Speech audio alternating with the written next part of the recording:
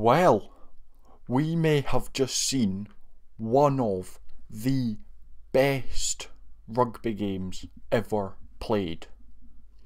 New Zealand knock Ireland out of the World Cup 28 points to 24 in what can only be said is one of the best games of all time. Definitely up there. You could feel the intensity. Me as a neutral who I didn't mind who won. It makes no difference to me, Scotland went out in the pools. I wasn't too bothered. I like both these teams quite a lot. I think they're both very, very, very good teams. I know I said in the preview I think Ireland might do it and go all the way. I am known to get things wrong. So, yeah. I'm actually 0 from 2 from my on-pool predictions for these games. But my pre-World Cup prediction was that it would be a France-New Zealand final, and that is still on. Let's have a look at the game then, shall we? Enough about my predictions. Let's have a look at the game. I mean, wow. New Zealand started very, very well. Going 3, then 6, then 13-0 up. In a very, very quick, within 20 minutes, New Zealand would have been 13-0 up. Until Johnny Sexton got a penalty a couple of minutes after that, making it 13-3. And then Bundy Aki scored on about the half-hour mark to make it 13-10. Before Ardy Surveyor scored. New Zealand's first try was by Fainga Anukau. Leicester Finga Kanuaku. I've probably done that really wrong, but I think you know who I'm on about.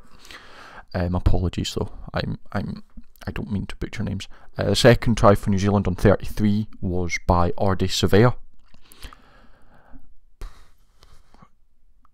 These teams, when you talk about two high quality teams going at each other like mental,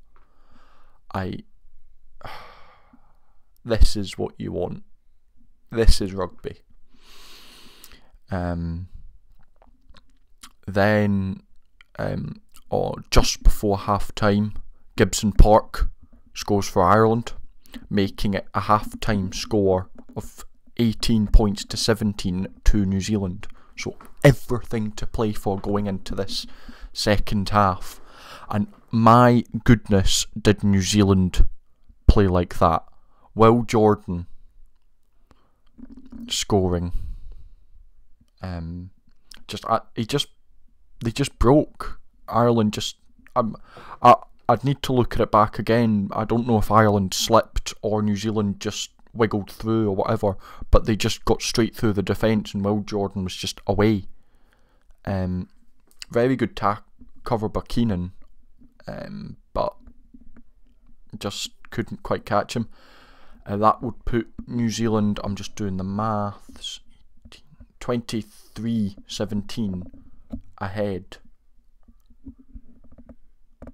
No, 24-17 ahead. Yes. When Ireland got a penalty try to make it. No. New Zealand were 25-17 ahead, sorry. I'm bad at maths. And then Ireland on the 64th minute got a penalty try from collapsing them all. And it went to 24-25 with 15 minutes to play. Really high tensions, really high intensity, a brilliant show. And then on the 69th, so about 10 minutes left to play, Jordy Barrett kicked a penalty to make it 28-24. That was the final score. However, for the last 3 or 4 minutes, plus a few into dead time, Ireland were just throwing everything they had left at New Zealand right in the 22. You could tell even the subs who came on 5-10 minutes before that were knackered. That's how high intensity it was. It was hit after. They got up to something like 35-40 phases. Just hit after hit after hit after hit. It was mental. Absolutely mental. Until New Zealand got over the ball, won a turnover, and won the game. And ends Ireland's 17-game winning streak.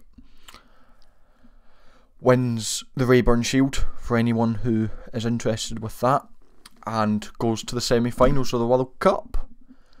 New Zealand now play Argentina.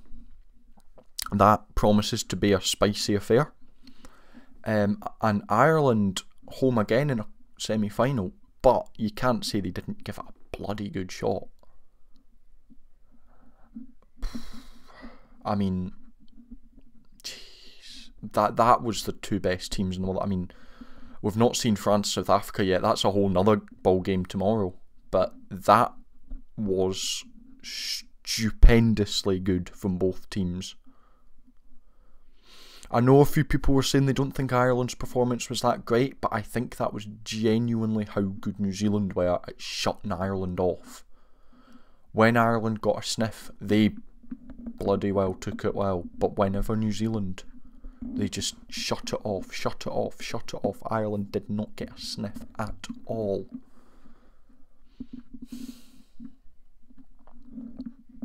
Absolutely mental. This is why this is such a good sport. Yeah. What a game. Incredible stuff. I don't know how... I said the quarterfinals are usually where you find the best games. I don't think you can top that. I mean, I think France, South Africa tomorrow night will come close. I think that will be another really good affair.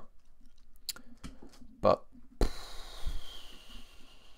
mind you, the England-Fiji could be a decent game, but I suspect the quality won't be near what that is. But in terms of tenseness, it could be quite close. But that was 2 evenly matched teams butting heads, and New Zealand just managed to come out on top. Yeah. That was... we shout out to Johnny Sexton. I know I've given him stick in a couple of videos before, but that's his official last game now for Ireland and of rugby, and what an incredible player.